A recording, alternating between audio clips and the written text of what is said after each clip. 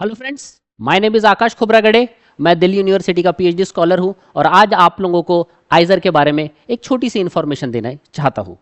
आइजर मतलब Indian institute of science education and research. इसमें 7 institutes आते हैं जो कि प्रीमियम है अपने आप में और भारत के टॉप इंस्टीट्यूट्स में काउंट होते हैं, जिसमें आप देख सकते हैं ये जो इंस्टीट्यूट है बुरहानपुर का, ये उड़ीसा में है।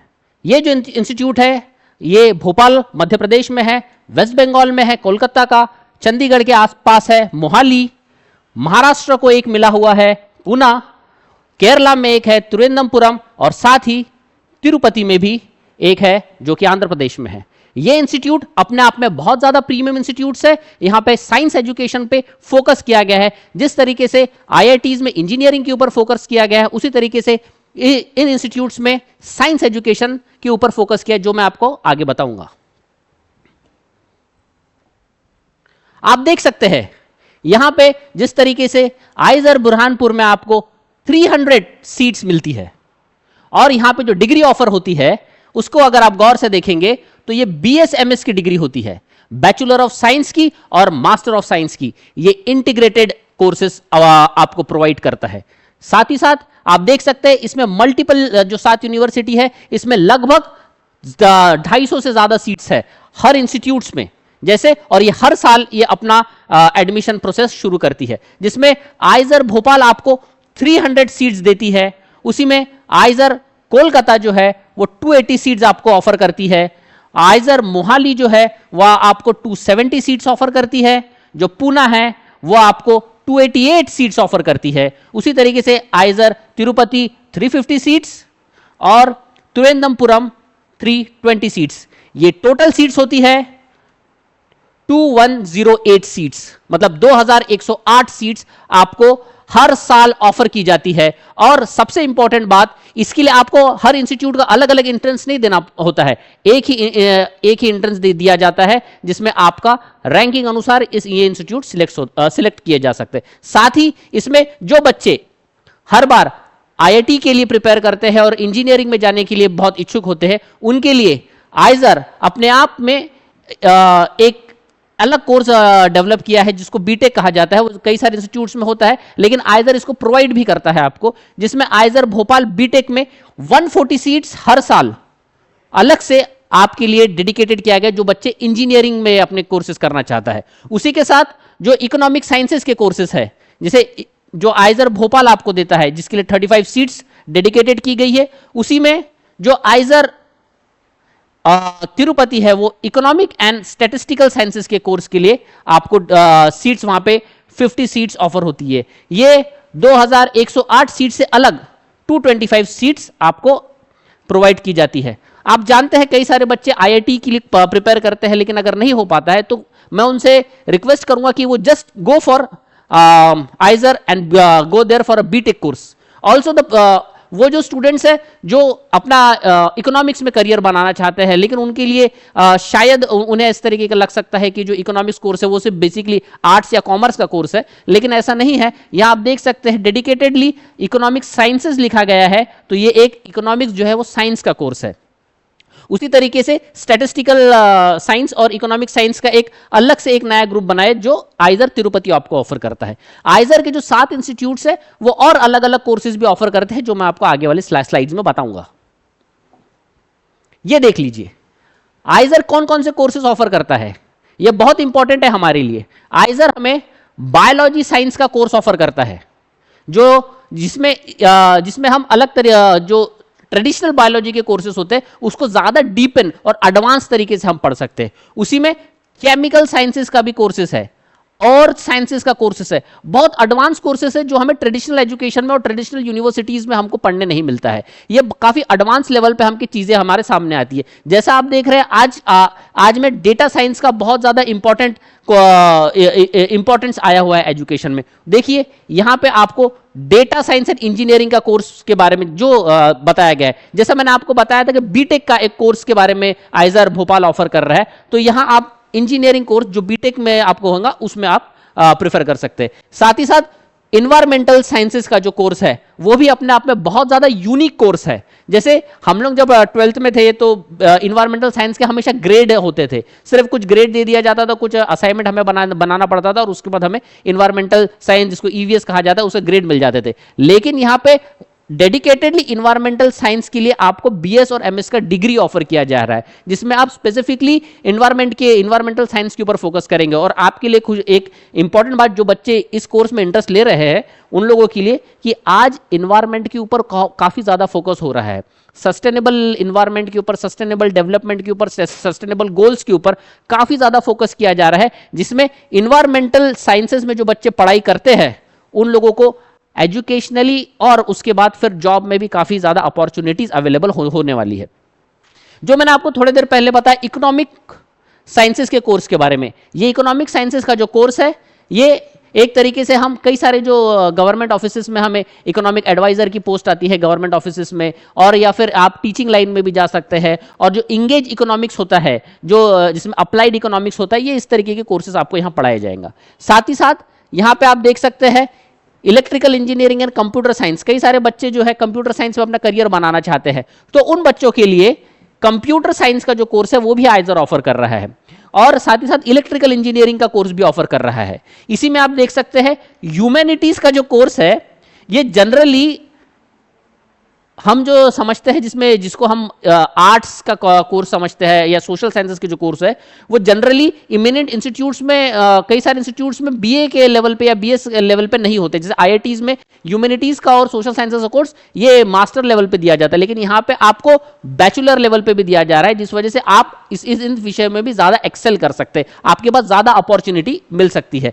और इसमें भी आप अपना करियर बना सकते हैं। इसमें अलग से और एक कोर्स है जिसको हम मैथमेटिक्स के नाम से जानते हैं। मैथमेटिक्स, जैसे कि सारे बच्चे जो है जो इंजीनियरिंग के लिए प्रिपेयर कर रहे हैं, उनका मैथमेटिक्स ऑलरेडी काफी अच्छा रहता है, फिजिक्स साथ ही फिजिक्स भी काफी अच्छा रहता है, तो इसमें भी वो अपना कोर्स बना सकते हैं। ये कोर्सेज लेने से एक फायदा ये है कि कई सारे बच्चे जब ये कोर्सेज जेईई नीट के लिए प्रिपेयर करते हैं तो वो इंजीनियर बन के निकलते हैं। अगर आप ये कोर्स लेंगे तो मुझे यकीन है कि आप एक तरीके से साइंटिस्ट बन के निकलेंगे, और ये उसी लेवल के ऊपर फोकस किया जाता है। ये कोर्स जो है बीएस से तो शुरू होता है, बैचलर ऑफ साइंसेस से शुरू होता है, फिर ये एमएस भी देता है, और साथ ही आपको पीएचडी भी ऑफर करता है। आइजर आपको पीएचडी भी ऑफर कर सकता है। जो बच्चे और आगे इसमें रिसर्च करना चाहते हैं वो इसमें कर सकते हैं। जैसे कि आप जानते हैं उसके नाम में ये रिसर्च, ये जो आर है, ये रिसर्च का आर है। सो आप अपना करियर और एजुकेशन इसमें बना सकते हैं। अब हम देखेंगे कि ये सारी चीजें तो एक ब्रीफ इंट्रोडक्शन हो गया आपके लिए आइजर का, लेकिन इसमें एडमिशन कैसे मिले या हम एडमिशन किस तरीके से ले। सो हर साल आइजर अपने आइजर इंस्टीट्यूट थ्रू इंडिपेंडेंटली एक एप्टीट्यूड टेस्ट ऑफर करती है, जिसका नाम है आइजर एप्टीट्यूड टेस्ट, जिसको आईएटी कहा गया है। इस साल भी ये आइजर की एप्टीट्यूड टेस्ट 2025 के नाम से ऑफर हुई है, और इस बार इसकी होने वाली है एग्जाम्स, और जो मैं आपको आगे बताने वाला हूं। इसकी एलिजिबिलिटी ये है कि बच्चा 12th पास होना चाहिए, बच्चा 12th पास होना चाहिए। साथ ही साथ जो फिजिक्स केमिस्ट्री मैथ्स का जो ग्रुप होता है, जिसमें बायोलॉजी भी होता है, जिसमें ये देखिए इसमें लिखा गया है कि इसमें फिजिक्स, केमिस्ट्री, मैथमेटिक्स या बायोलॉजी, ये 4 सब्जेक्ट मतलब एटलीस्ट 3 सब्जेक्ट का ग्रुप उसका होना चाहिए अपने 12th में। जैसे अगर कोई बच्चा फिजिक्स, केमिस्ट्री और बायोलॉजी ले रहा है वो भी अप्लाई कर सकता है। किसी ने अगर बायोलॉजी नहीं लिया, फिजिक्स, केमिस्ट्री, मैथ्स लिया, वो भी अप्लाई कर सकता है, लेकिन उसके पास ये 3 कोर्सेज होना चाहिए, एटलीस्ट 3 इनमें से। ठीक है, तो जो बच्चे के पास ये 3 का ग्रुप है वो इसमें एलिजिबल हो सकता है फॉर इसके एग्जाम के लिए। अब इसमें देखिए किस तरीके से इसका एग्जाम का डिस्ट्रीब्यूशन किस तरीके से होता है, मतलब इसका मार्क्स डिस्ट्रीब्यूशन किस तरीके से होता है। ये काफी कॉम्पिटिटिव एग्जाम तो है, लेकिन इसे ये भी हमको समझना जरूरी है कि इसके बारे में अभी तक जानकारी देश में कई लोगों को या कई बच्चों को नहीं हुई है। स्टेट में भी, पूना में, महाराष्ट्र स्टेट में पूना में होने के बावजूद भी इसमें कई सारे बच्चे अभी तक नहीं जा पाते हैं। साथ ही साथ SC ST OBCs के बच्चे तो यहाँ पे अभी तक इस लेवल पे अप्लाई ही नहीं कर पाए कि उनकी जो सीट्स है वो फुल हो पाए। सो इसलिए ये एक तरीके से इसका जो करंट का कट ऑफ है वो उतना हाई नहीं जा रहा है जितना इसको जाना चाहिए एक इमिनेंट इंस्टीट्यूट होने के कारण। साथ ही साथ इसमें जो फीस स्ट्रक्चर है वो बहुत ज्यादा कम है, इस वजह से भी इसको टारगेट हमने करना चाहिए। अब मैं इसको बताता हूं कि इसके मार्क डिस्ट्रीब्यूशन किस तरीके से है। तो आप देख सकते हैं इसमें आपको फिजिक्स का एक पेपर होगा, केमिस्ट्री का पेपर होगा, मैथमेटिक्स का पेपर होगा और बायोलॉजी का पेपर होगा। अब हर सेक्शन मतलब हर सब्जेक्ट्स में से यहां पे 15 क्वेश्चंस आएंगे, 15 क्वेश्चंस, और ईच क्वेश्चन जो होगा वो 4 मार्क्स का होगा, ईच क्वेश्चन 4 मार्क्स का। सो उस हिसाब से देखा जाए तो 15 मल्टीप्लाइड बाय 4 मतलब 60 मार्क्स का आपका फिजिक्स का पेपर होगा। उसी तरीके से केमिस्ट्री का भी वही होगा, मैथमेटिक्स का भी वही होगा और बायोलॉजी का भी वही होगा। और ये चारों सेक्शन होंगे। भले जो भी बच्चा अपने 11th 12th में भले उसने मैथ्स ड्रॉप किया है या फिर बायोलॉजी ड्रॉप किया है, फिर भी उसको ये 4 पेपर देने होंगे। अब इस तरीके से यहां पे टोटल क्वेश्चंस जो होंगे वो 60 क्वेश्चंस आपको पूछा जाएगा और सारे क्वेश्चन मैंडेटरी होंगे। इसी के साथ ये टोटल जो एग्जाम होगा वो 240 मार्क्स का होने वाला है। ये एग्जाम 240 मार्क्स का होने वाला है, जिसमें हमको जानना है कि सारे क्वेश्चन हमको मैंडेटरी है और सारे क्वेश्चन कंपलसरी होते हैं। लेकिन हमें जरूरी नहीं है कि करना ही है सारे क्वेश्चन, हम कोशिश कर सकते हैं ज्यादा से ज्यादा हमारे क्वेश्चन करेक्ट हो, क्योंकि आप देख सकते हैं कि इसमें नेगेटिव मार्किंग का भी एक 1 मार्क का नेगेटिव मार्क है। अगर आपका एक भी क्वेश्चन गलत होता है तो आपको 1 मार्क्स की पेनल्टी लगेगी, जो आपके ओवरऑल स्कोर में से डिडक्ट होगा। इसका हमें ध्यान रखना है। सो आप जब इसके लिए प्रिपेयर करेंगे सो आपको उस तरीके से, या फिर जब भी आप इसका पेपर देंगे सो आपको ध्यान रखना है, समझना है कि हम ज्यादा से ज्यादा क्वेश्चन करेक्ट करें। अब इसको हम थोड़ा और आगे जाते हैं। अब इंपॉर्टेंस डेट्स आप इसकी समझ लीजिए। एप्लीकेशन ऑलरेडी स्टार्ट हो चुके हैं, एप्लीकेशन इसके ऑलरेडी स्टार्ट हो चुके हैं, इसलिए आपको इंपॉर्टेंट डेट्स ध्यान रखनी है। एप्लीकेशन इसके 10 मार्च से शुरू हो चुके हैं। कई सारे बच्चों के 12th के एग्जाम खत्म होने से पहले ही इसके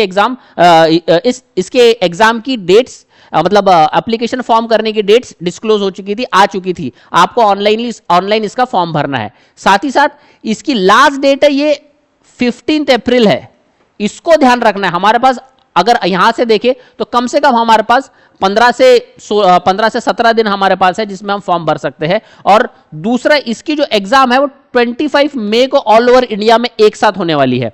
सो हमारे पास लगभग फॉर्म भरने के बाद 1 महीने से ऊपर का वक्त हमारे पास बचता है, जिसमें हम इसका अच्छे तरीके से प्रिपेयर कर सकते हैं।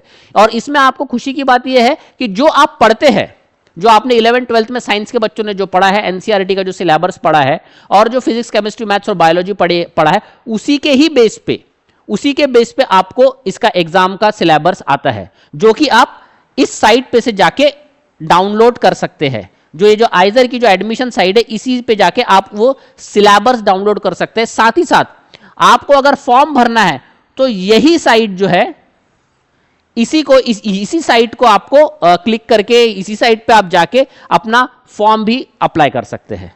सो ये छोटी सी इंफॉर्मेशन मैंने आपको देने की कोशिश किया था, और हम चाहते हैं कि ज्यादा से ज्यादा बच्चों तक ये इंफॉर्मेशन पहुंचे, मैक्सिमम बच्चे जो है इसका बेनिफिट ले, और मैक्सिमम बच्चे इसको दूसरों को शेयर भी करें, कि जिससे ज्यादा से ज्यादा बच्चों को इसका फायदा हो। और थैंक यू। और मैं आपसे रिक्वेस्ट करूंगा, प्लीज अगर आपको ये वीडियो पसंद आया है, इंफॉर्मेटिव लगा है, तो प्लीज आप इसको लाइक करिए, कमेंट करिए। अगर कोई सवाल रहा तो प्लीज कमेंट करके मुझसे पूछिए, और प्लीज लाइक करिए, कमेंट करिए और सब्सक्राइब करिए, जिससे हमें और भी वीडियो बनाने का मौका मिलेगा। Thank you.